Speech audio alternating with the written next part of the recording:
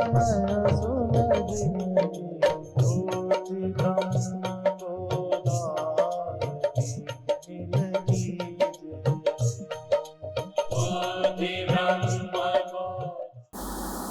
नहीं है कि ये संसार की सब चीजें आवश्यक नहीं है, ये व्यर्थ है, ये अर्थ नहीं है। ये सब हैं, पर सब होने पर अधूरापन रहता है।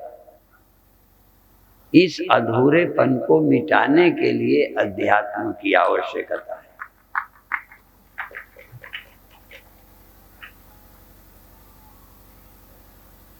कभी कभी हम लोगों के प्रवचन में धन की, पद की या और वस्तुओं की निंदा कर दी जाती है, तो लोग ये समझ लेते हैं कि बिल्कुल बेकार है।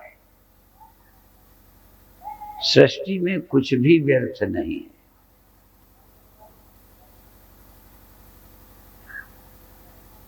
हम बिना खाए नहीं रह सकते।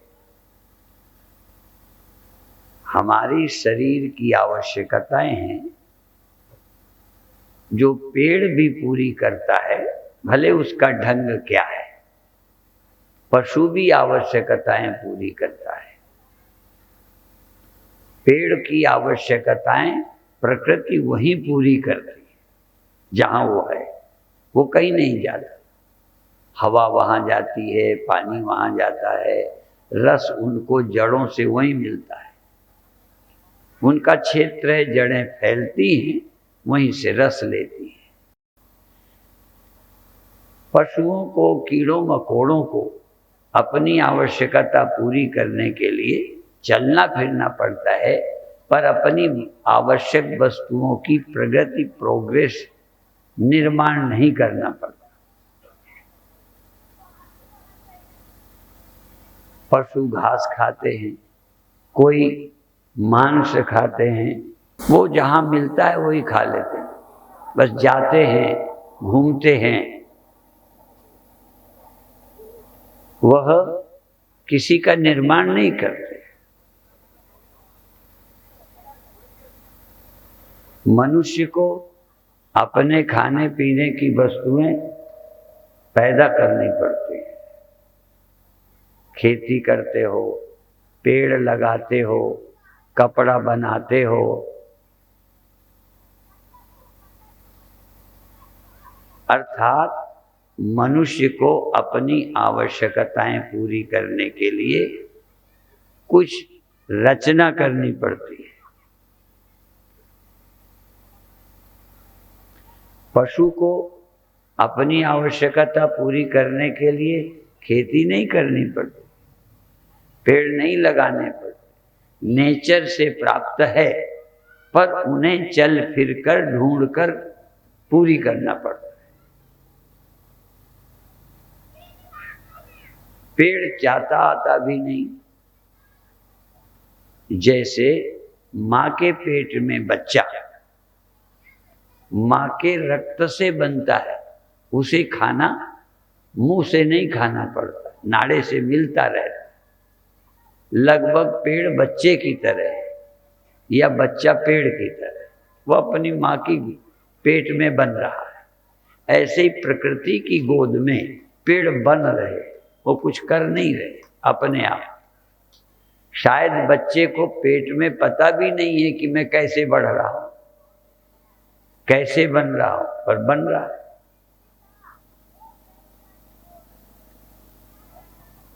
तो पेड़ पौधे और बच्चे बराबर है। अब कुछ पैदा हुआ बच्चा, माँ दूध पिलाती है, माँ मुंह में डाल देती है, उसे भी कोई दुकान धंधा नहीं करना पड़ता। पर सयाने बच्चों को काम काज करना पड़ता है। इसी तरह से इस प्रकृति में मनुष्य सबसे सयाना व्यक्ति है।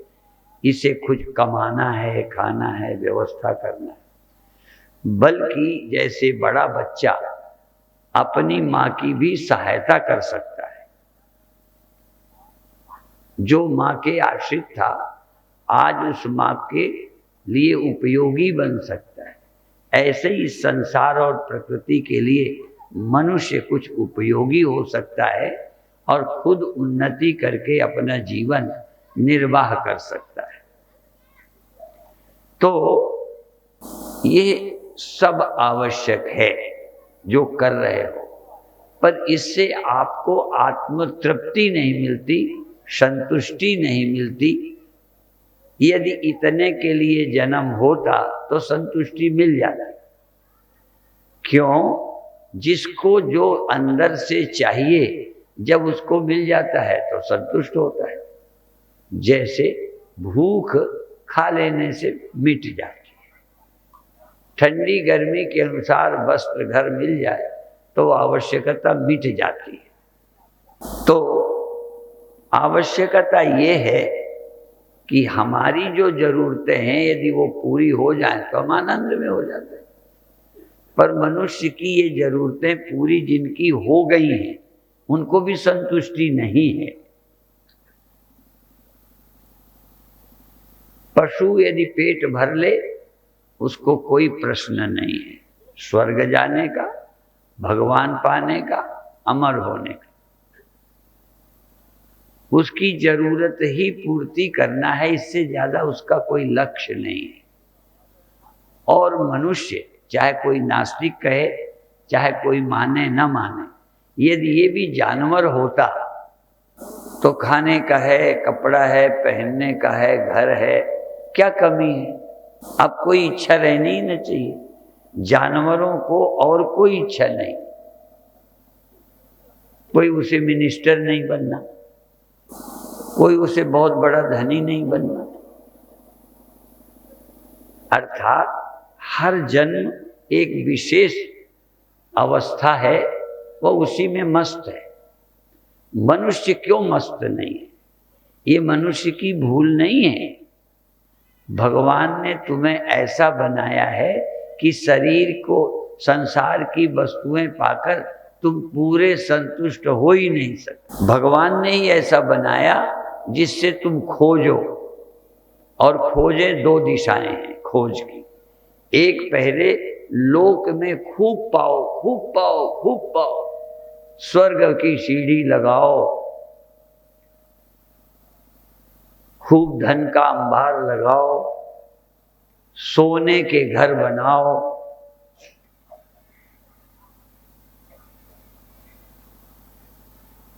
जो कुछ भी कर सकते हो दिमाग लगा के विज्ञान के द्वारा उड़ लो। लेकिन फिर भी देखोगे अंदर कोई अधूरापन है, जैसे कुछ और ही चाहना है, और वो है जीवन को अनंत बनाना।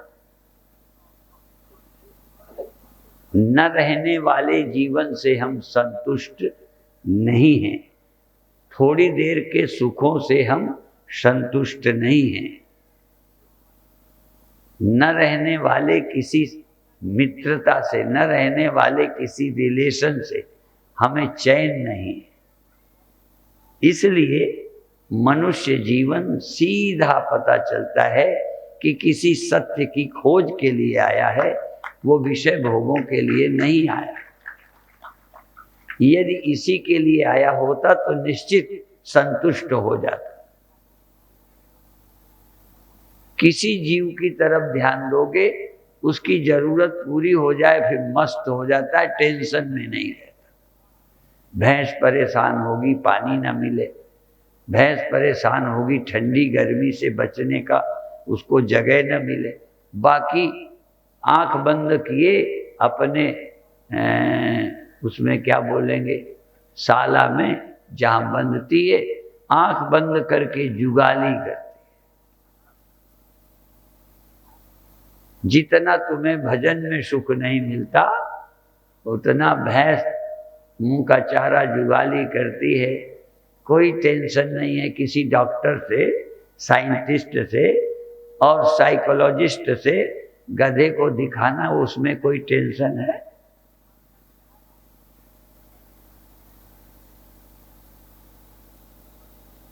कभी जीव जंतुओं के पास जाओ, उन्हें ज्यादा चाहिए नहीं, जितना प्रकृति ने जरूरत दी है बस। और यहाँ प्रकृति ने ही तुम्हें अमृत की इच्छा दे दी है, सतत आनंद में रहने की इच्छा दे दी है। केवल खाने पीने से आदमी संतुष्ट नहीं होगा, ये साथ में आपको वरदान दे दिया या अभिशाप दे दिया ये तुम जानो। श्राप दे दिया है कि तुम तृप्त नहीं होगे धन जोड़ के पद में बैठकर। अब उस श्राप को तुम वरदान बना सकते हो।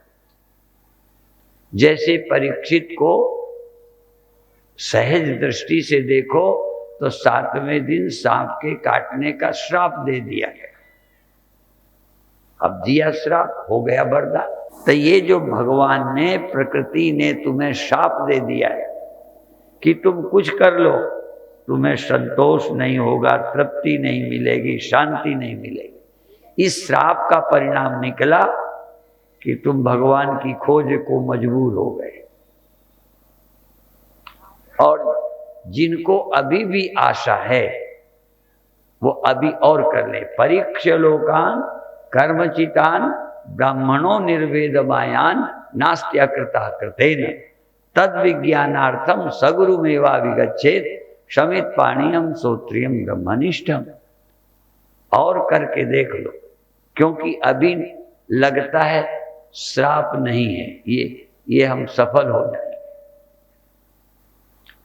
हम दुनिया पाके तृप्त हो जाएंगे। इस आशा के कारण अभी तुमको ब्रह्म की खोज की जरूरत नहीं है।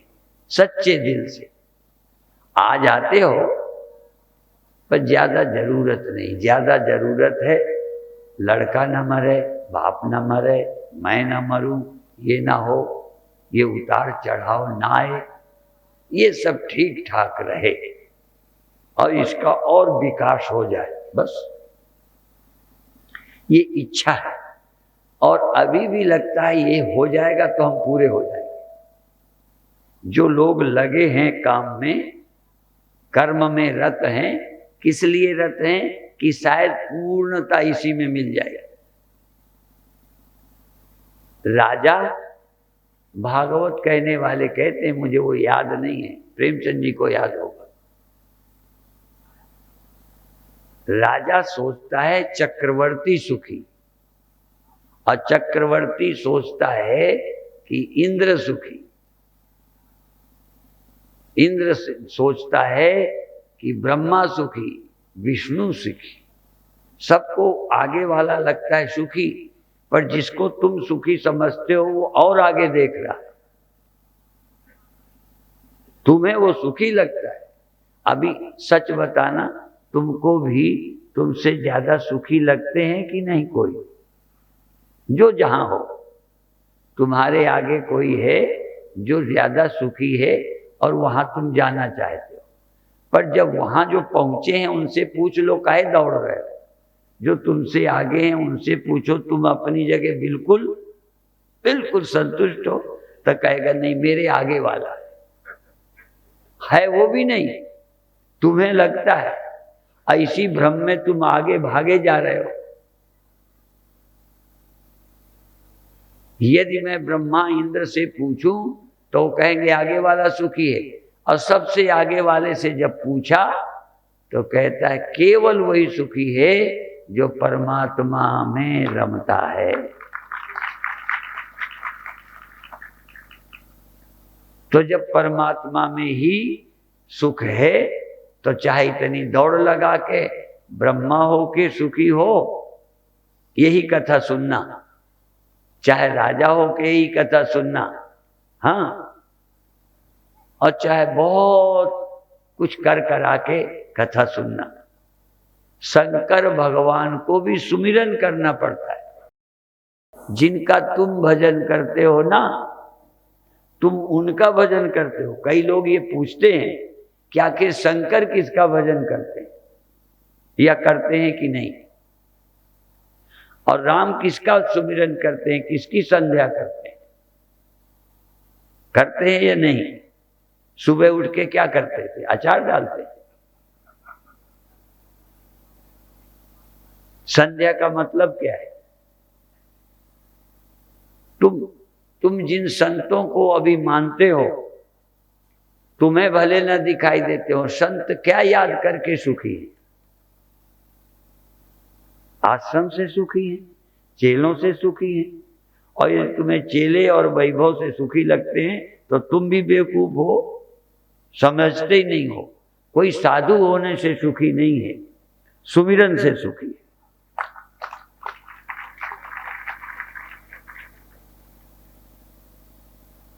भले उसके सुमिरन का ढंग माला हो या ना हो, उसका सुमिरन का जगह मंदिर हो या ना हो, उसको सुमिरन की जगह गंगा किनारा हो या ना हो, पर जहां है वो सुमिरन करता है।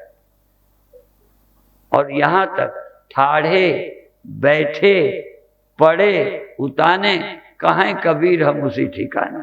उन्हें लेटने का बंधन नहीं कि नहीं लेटेगा, रीढ़ सीधी रखेगा, वो मंदिर में बैठेगा, वो गंगा किनारे जाएगा, वो जाए ना जाए, पर एक बात है, बिना सुमिरन के कोई सुखी नहीं है। हम तुमको माला लिए नहीं दिखते, हो सकता है तुम्हें हम मंदिर में बैठे नहीं दिखते, पर जब भी हम दुखी होंगे या होते होंगे या कोई साधु ईमानदारी से जब दुखी होगा तो उसने अपने सत्य को भुलाया होगा और संसार की तरफ नजर की होगी, और को देखने में लग गए और अपने भूल गए। अपना होश संभालो शरीर वाले, आए शरीरधारियों, अपना होश देखो। तुम औरों को देख देख के छाती जला रहे हो। और क्यों? जो गलती से कहीं आ गए, अभी मुमुक्षु नहीं है, जिन्हें मोक्ष की इच्छा नहीं है, साधु होके भी दुखी रहेगा। क्यों? संसार की इच्छा है, प्रतिद्वंदी है, ईर्षालु है, अपने स्व की तरफ ध्यान नहीं है, और कुछ होने की ललक है। दूसरा हो गया है तो जल रहा है, सफल हो गया है तो परेशान है, जबकि सफल क्या हुआ होगा?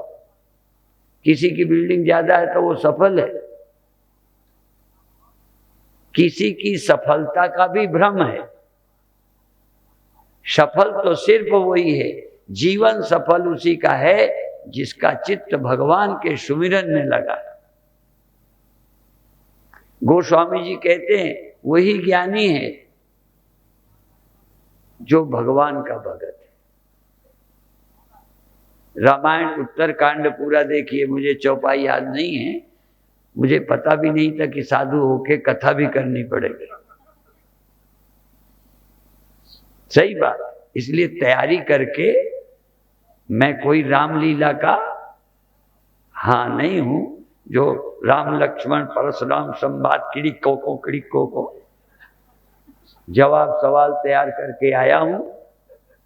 लेकिन मुझे मालूम है कि उत्तरकांड पढ़िए, बाल का आदि, अयोध्या का मध्य, उत्तर का अंत, जो जाने तो पूरा संत।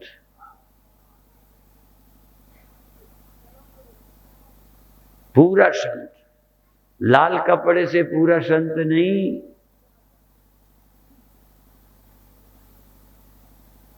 लाल कपड़ा होना, घर छोड़ना सहयोगी है, पर लाल कपड़े पहनना, घर छोड़ना पूरा नहीं है। नहीं, तमाम भिखारी घर छोड़े बैठे हैं, गंगा किनारे बैठे हैं, और कहीं उतने न मिलेंगे भिखारी जितना गंगा किनारे।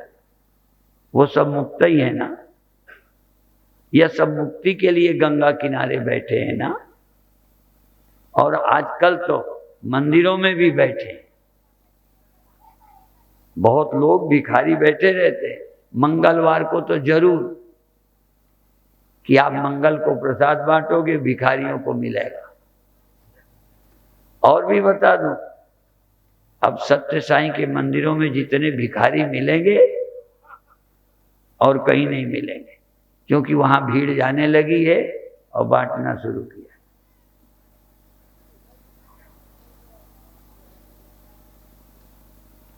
महर्षि दयानंद के अनुयायी बहुत साल पहले ऐसे भजन बोलते थे। अब लड़ाई आर्य समाज सनातन धर्मियों की कम हो गई है, पहले इनकी भी लड़ाई होती थी। और उन लोगों ने बहुत भजन ऐसे लिखे हैं, भिखारी हो गया सारा भारत देश।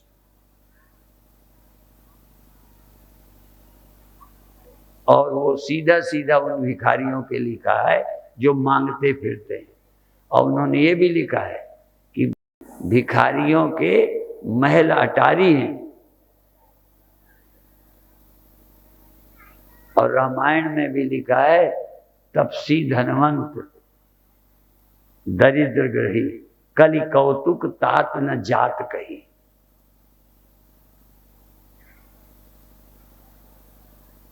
ये धनी होना आज तपस्वियों का लक्षण हो गया, जो धन से अपने जीवन को बड़ा समझते, ब्रह्म विचार से बड़प्पन नहीं समझते। कई लोग तो देखेंगे ये ब्रह्म ज्ञानी है तो इसे क्या मिला, क्योंकि मिला भी उनको आंखों से दिखना चाहिए। किसी ज्ञानी को क्या मिला, किसी भक्त को क्या मिला, किसी सन्यासी को क्या मिला, वो कोठी देखेगा, कार देखेगा तो लगता है ठीक है। मैं जब सन्यास के 4 साल बाद गुरुदेव के साथ जन्मभूमि गया तो जैसे लड़की की शादी अच्छी जगह हो जाए तो माता पिता खुश होते, हमारी लड़की अच्छी जगह गई है, लड़का अच्छा है, कमाता है। ऐसे ही हमारे गांव के बोले उनकी भाषा में, नीक जगह साधु बा है। नीक जगह माने कार कोठी वाले हैं।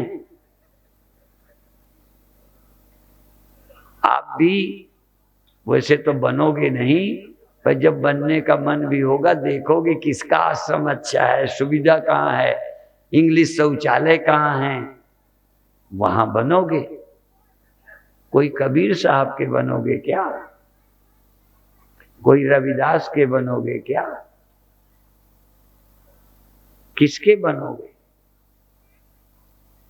इसलिए मैं कहता हूं कि अभी समझे ही गलत है कि दुख कहाँ है, सुख कहाँ है।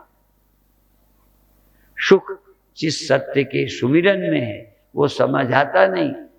सुख तुम्हें पद में, धन में दिखाई देता है। मैं धन विरोधी नहीं हूं, फिर बार बार कहता हूं कि मेरे प्रवचनों से कई को गलतफहमी होती है। धन में आसक्त नहीं होना।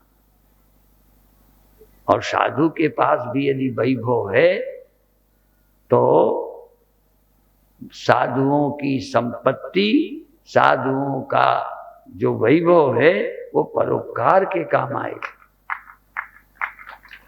परोपकाराय सताम विभूतया। यदि भगवान का बल है, भगवान का छल है, बल तो छोड़ो, भगवान का छल भी, भगवान का बल भी, भगवान का झूठ भी, सब दूसरों के लिए। कृष्ण को पांडवों, कृष्ण को कौरवों का हिस्सा नहीं चाहिए। राम भगवान ने युद्ध किया, रावण को मारा, इसलिए नहीं कि राम को अपने राज्य की भूख है।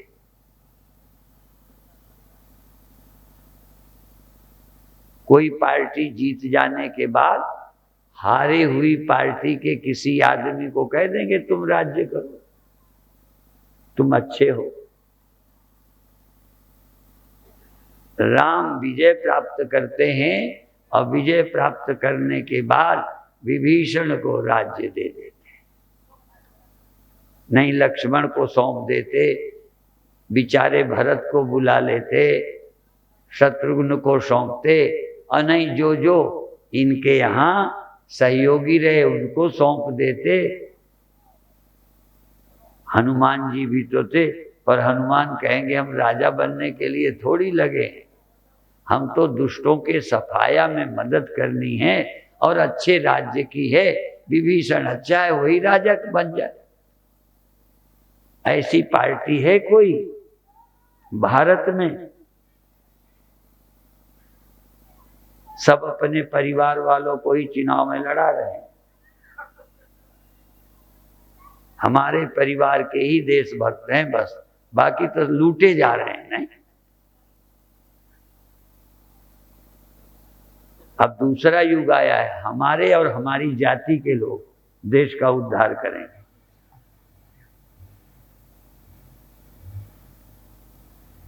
तुम्हारी जाति ही के लोग महान हैं, बाकी सब बेईमान हैं। किसी को हमारे मजहब के लोग ही सच्चे हैं, दूसरे के मजहब के सब बेईमान हैं। सोचिए, त्रिकाल अबाधित्वम सत्यत्वम, जो कभी पैदा नहीं हुआ, जो कभी मरता नहीं, जो सब जगह है, उसका नाम सत्य है।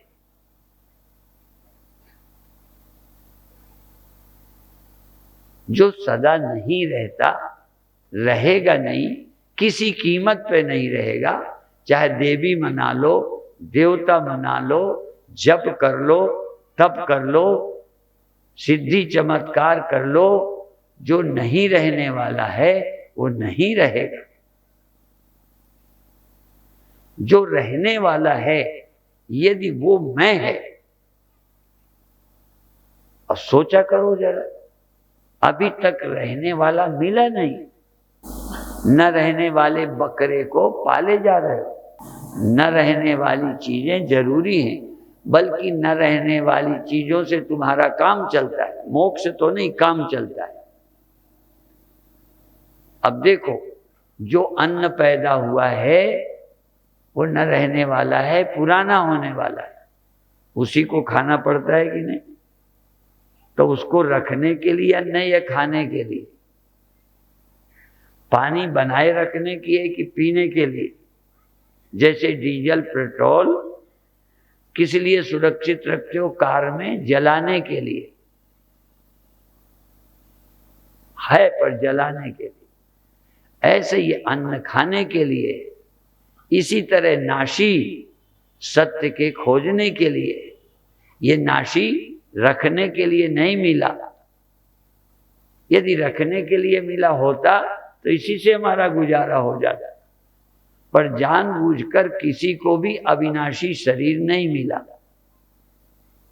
अन्य ग्रंथ यदि कुछ कहते हो तो कहें, पर भगवान कृष्ण कहते हैं ये शरीर नाशवान है और वो अनाशी है, अव्यय है। उसको इमं प्राप्य भजस्व माम, इस नाशवान देह को पाकर मेरा भजन करो। मेरा माने अविनाशी का, मेरा माने उस सत्य का। उसका भजन करो, उसकी याद करो और तुम उससे अभिन्न हो जाओ। तुम माने देह नहीं, तुम माने इंद्रियां नहीं, तुम माने मन नहीं, तुम उससे एक हो जाओ। तुम और वो एक। तुम शब्द बोलते ही तुम्हारी आदत पड़ गई है इस देह को मैं मानने की, इसलिए हमारा प्रवचन बिल्कुल तुम्हारे गले नहीं उतरता, क्योंकि तुम उससे कैसे एक हो जाओ। हाँ, तुम एक होते हो, बच्चे को गोद ले लिया, अब तुम कहो बच्चे को अपना लो, अलग नहीं हो, ये व्यवहारिक है। परमात्मा से एक होने का मतलब तुम्हारी चेतना, परमात्मा का मतलब तुम, और तुम का मतलब चेतन। अभी अभी हम लखनऊ से आए। मैं आग्रह करूंगा कि यदि वो तैयार हो गए हों तो यहां आपको दिए जाएं, जरूर सुनिए उन्हें। कई बार कुछ शब्द रूढ़ हो जाते हैं तो वही अर्थ लोगों को एकदम दिमाग में अटैक करता है। जैसे कई शब्द अश्लील हो गए हैं, गंदे हो गए, तो हम सभा में वो नाम नहीं बोलते। हम ऐसे शब्द बोलते हैं कि समझ जाए और बुरा ना लगे, जैसे उपस्थ, जननेन्द्री, जो शब्द प्रचलित हैं वो नहीं तुम सभा में बोल सकते। कितना बुरा लगेगा, लोग कहेंगे स्वामी जी बेवकूफ हैं, इन्हें बोलना नहीं आता, और वही बोल दिया। ठीक है, इसी तरह से अर्थात इसी तरह एक बलात्कार शब्द है, मैं बहुत बार बोल चुका हूं, बलात्कार का अर्थ है जबरदस्ती करना, जो उसे प्रिय ना हो, जरूरी ना हो, वो करना। तो मैं बोलता हूं भोजन कराना भी जबरदस्ती बलात्कार है, जबरदस्ती जगाना, ये सब अन्याय और बलात्कार। लेकिन एक ही अर्थ हमारे अंदर आता है, बलात्कार माने किसी लड़की के साथ बुरा हुआ। इसी तरह रूढ़ अर्थ हो गया है ब्रह्मचर्य, जबकि ब्रह्मचर्य का कहीं कोई अर्थ नहीं है वीर्य रक्षा। ब्रह्मचर्य है अर्थात ब्रह्म में आनंदित होना, ब्रह्मानंद। ब्रह्मानंद तो अपने आप विषयानंद कम हो जाएगा, अपने आप ब्रह्मचर्य फलित हो जाएगा, अपने आप चरित्र ठीक हो जाएगा, आवश्यकता नहीं पड़ेगी, आप व्याकुल नहीं होंगे, क्योंकि आनंद के लिए व्यक्ति बेचैन होता है। फिर यहां तक मैरिड नहीं है तो बलात्कारी हो जाता है, और कई मैरिड होने पर भी अति होती है। अति का कारण ब्रह्मचर्य की कमी, अर्थात ब्रह्मानंद की कमी, आत्मानंद की कमी। और कर्म में भी अति होती है सुख पाने के लिए। यदि सुखी आप हैं तो उतना ही काम करेंगे जैसे जानवर। जानवर कितना करता है जितने में पेट भर जाए।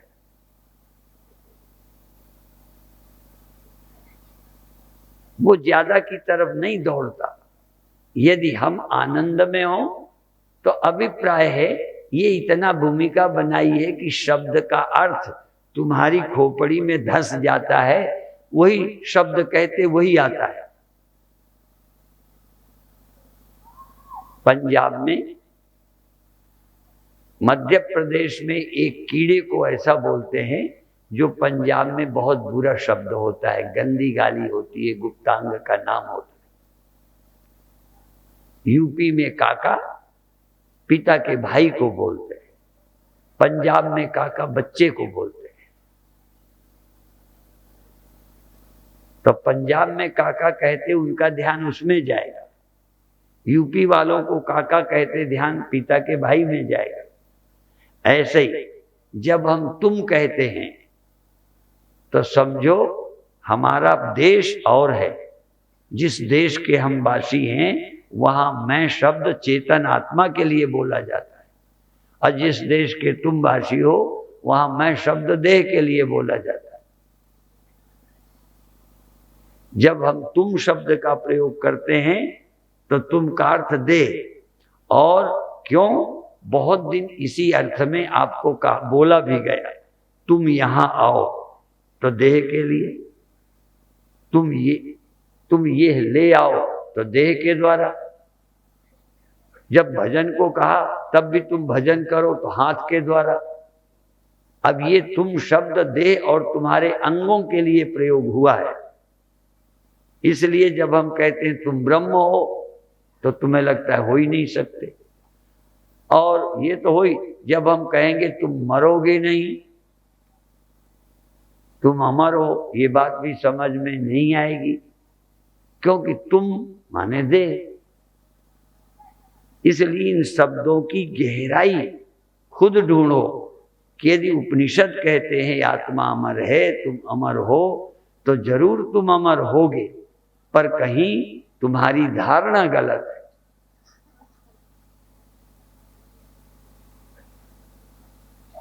परीक्षित 7 दिन कथा सुनने के बाद मृत्यु को प्राप्त नहीं हुए, अमृत को प्राप्त हुए।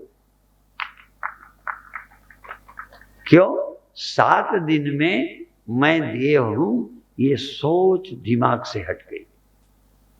और मैं करता हूं, इंद्रियां हूं, ये विचार चला गया। अंदर जो चेतन तत्व है उसमें मैंपन और मैं शब्द का प्रयोग, जैसे मैं कैसे बताऊं, एक एक चीज, ये मेरे हाथ में क्या है, बोलो, फूल। इसके लिए फूल शब्द का प्रयोग किया गया है, ठीक है ना। और इसको समझ में आ गई ना बात। तो इसी तरह इसको माइक, इसको पंडाल, इसको आंख, इसको मैं किसको कहा है भाई? सबको जानते हो, मैं पूछता हूं आखिर इसको मैं कहा है क्या? और जड़ वस्तु को चाहे यह माला है कहोगे कि हूं कहोगे? माला हूं, बोलो, माला है।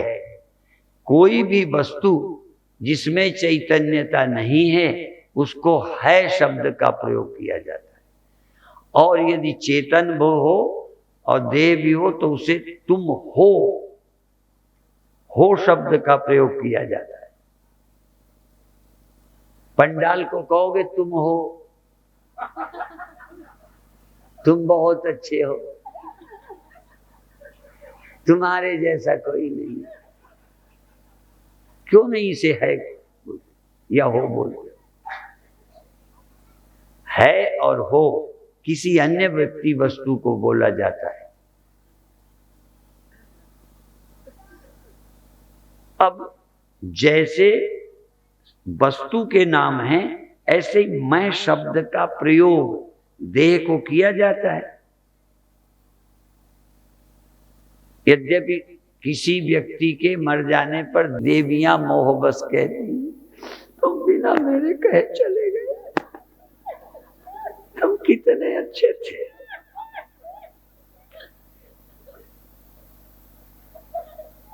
मेरे से कहा भी।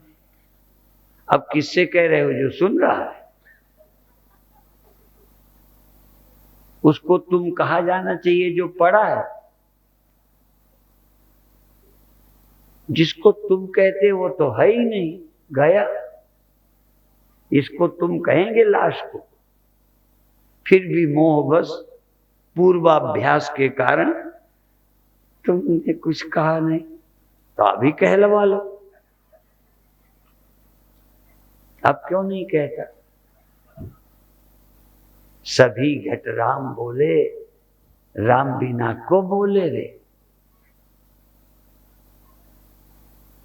जिसको मैं कहते हैं, अच्छा, देह के पास मैं नहीं है, देह बिना मैं का है, इसलिए जब भी देह होगा वो बोलेगा ही नहीं। थोड़ा समझाने के लिए, जब तुम्हें नींद आ जाए तो शरीर को पूछेंगे तुम ठीक हो, तो कहेगा हाँ मैं बहुत आराम में हूं, बोलेगा।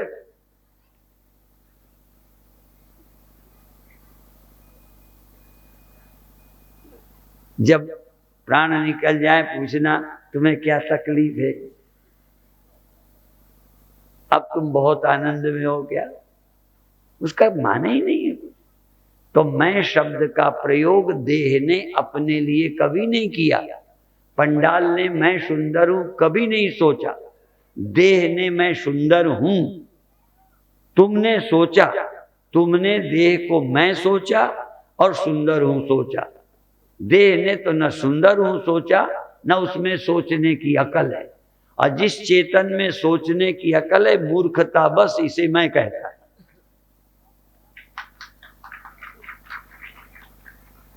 चेतन बुद्धि रखता है, चेतन पर चेतन बुद्धि रखता है तो चाहिए था चेतन को पहले यही सोचता कि मैं चेतन हूं। बाद में कहता ये देह है, ये मेरे लिए है, मेरे काम का है, इससे मैं काम करूंगा, पर ये मैं नहीं हूं। क्या चेतन होकर कभी चेतन को मैं शब्द का प्रयोग किया अभी तक?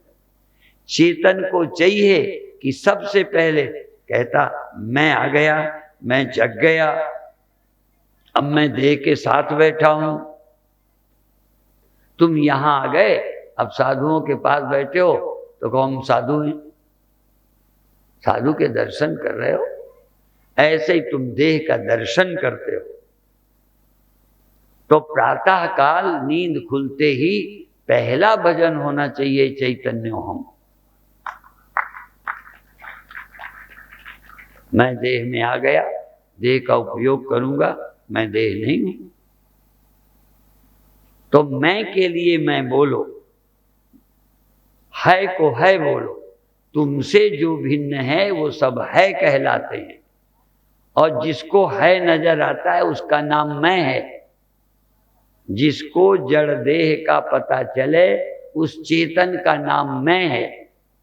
पर इतना ही काफी नहीं है, इसके बाद और बताएंगे ये मैं कहाँ रहता है, इसका आकार क्या है, इसका स्वभाव क्या है।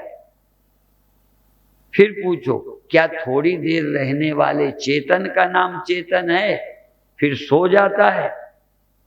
सबसे आखिरी विचार ये है,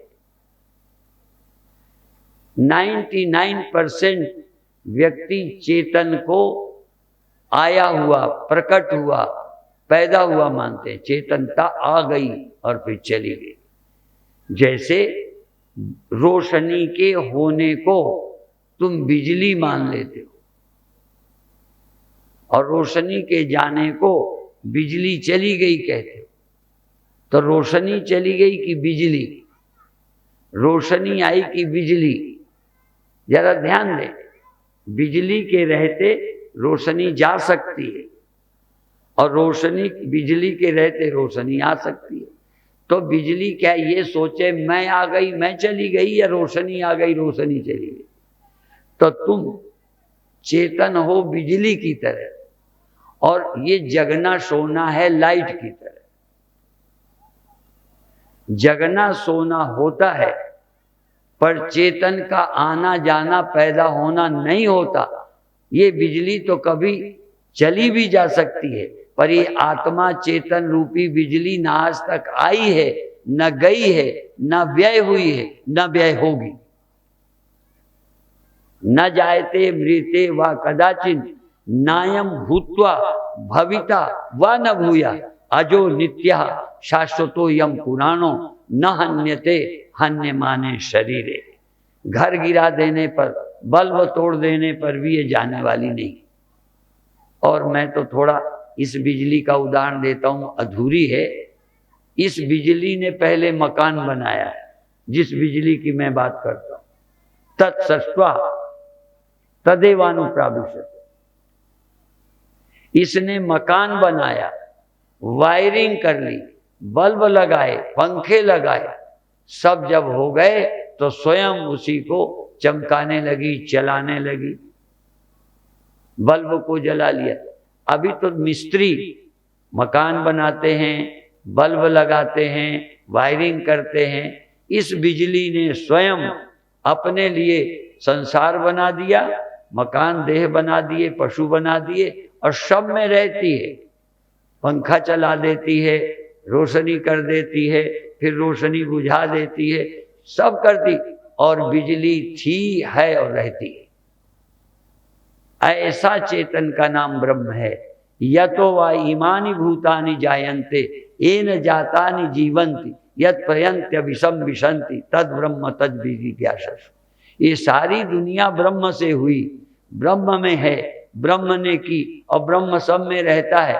और ब्रह्म फिर इसको मकान को गिरा लेता है, बल्ब फ्यूज कर देता है, और फिर भी ज्यों का त्यों रहता है। ब्रह्म को जरा भी फर्क नहीं पड़ता।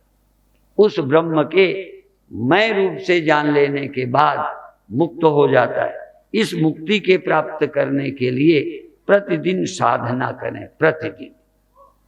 और मैं समझता हूं इसके लिए एक अभ्यास ध्यान का।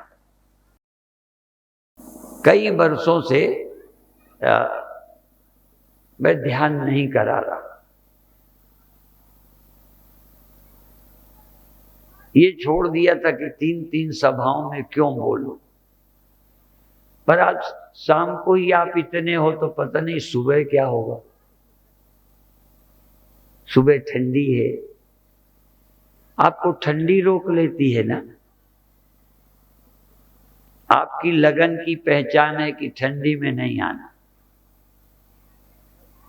हमने एक संत से सुना था कि दयालु श्रोता होते हैं और निर्दयी श्रोता होते हैं।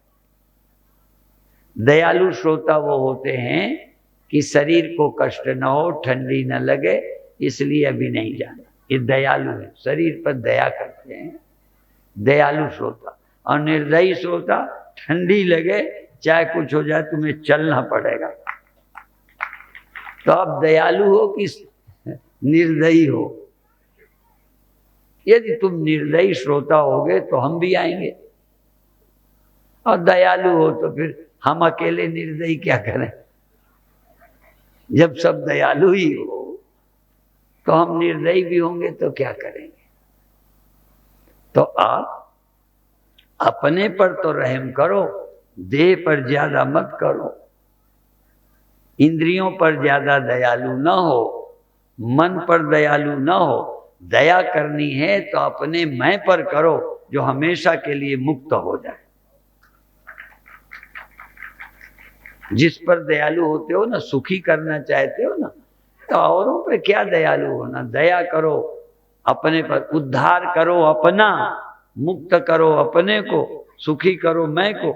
इस देह इंद्रियों को मन की कर भी दोगे तभी मन को सुखी करोगे, फिर दुखी होएगा। कितना इनको सुखी रखोगे? इसलिए यदि सुखी रहना है तो सच्चे मैं को, और यदि मैं तक यात्रा कर ली तो पाओगे मैं में दुख ही नहीं है। दुख मन में है, मौत देह में है, ठंडी गर्मी यहाँ है। हों बासी उस देश को जहाँ पार ब्रह्म का खेल, दिया भले अगम का बिन बाती बिन तेल। मैं वहाँ का रहने वाला हूँ। संत रविदास ने कहा है, हाँ, बेगमपुरा गांव को नाम, मेरे गांव का नाम बेगमपुरा, जहाँ गम नहीं है और कोई भी चाहे तो जा सकता है। कोई पुलिस नहीं है, कोई रुकावट नहीं है कि तुम प्रवेश नहीं कर सकते। तुम वहां जा सकते हो जहां दुख नहीं, चिंता नहीं, मौत नहीं, डराने धमकाने वाला नहीं। वहां रोज थोड़ी देर को चलो, सुबह वहां चलना बताएंगे, वहां ले जाएंगे और फिर आ जाया करो। फिर चल, एक बार रास्ता दिखा देंगे, ठीक, एक बार वहां पहुंचा के दिखा देंगे, फिर यहाँ जाओ। फिर रोज हम नहीं साथ रहेंगे, जब चाहो हमारी बातों का सहारा लेकर फिर चले जाओ। और वहां जाके देखो, न तत्र सूर्यो भाति न चंद्र तारकम नेमा विद्युतो भांति कुतोयम अग्नि। वहां ये उजेला, ये सूर्य चंद्रमा, ये कोई और नहीं है। वहां कोई बिजली नहीं चमकती। वैसे योगियों ने, ध्यानाभ्यासियों ने कहा है कि वहां बिजली चमकती है, चंद्रमा सूरज है। हाँ, ये सब योग वालों की बात है। और हमारा मार्ग है, वहां ये चंद्रमा, ये इंद्रियां, ये मन वहां जाते नहीं। वहां तुम अकेले होते हो, और जहां देह होता है वहां मौत आती है, जहां मन होता है तहां दुख आता है, जहां दिमाग होता है तहां चिंता आती है। तुम वहां चले जाओगे जहां बुद्धि नहीं, मन नहीं, इंद्रियां नहीं, तो किस माई की दम है जो वहां और पहुंच जाए। तुम वहां जाओ जहां काल की गम नहीं है। आपकी आंख तक रूप आता है, मन तक दुख भय आता है, देह तक मौत आती है नहीं? अभी तुम अपने को पहचानते नहीं। तुम अपने को पहचान जाओ, मौत वहां जाएगी नहीं। दुख वो कालातीत है, वो त्रिकालाबाधित है, पर उस मैं को अभी समझा नहीं। उस मैं को जनाने का, पहुंचाने का प्रयास सुबह करेंगे, और दोपहर भी आएंगे, शाम को भी आएंगे। ओम शांति शांति शांति। जिंदगी चरण कमल रज सुंदर, जिंदगी चरण कमल रज सुंदर, भव दुख सकल निवारती।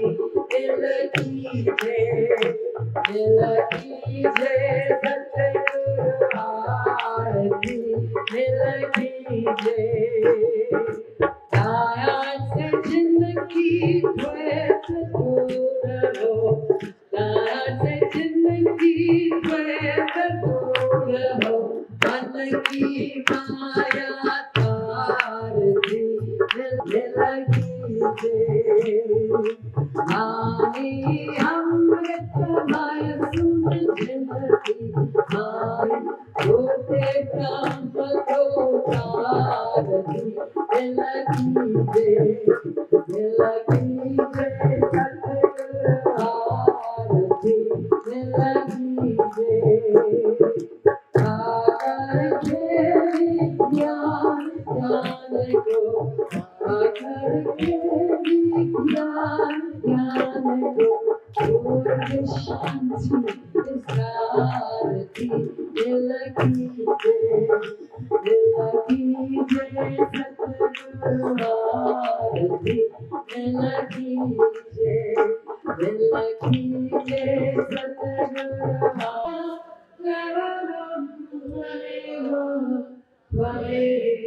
सर्वं मम देव देव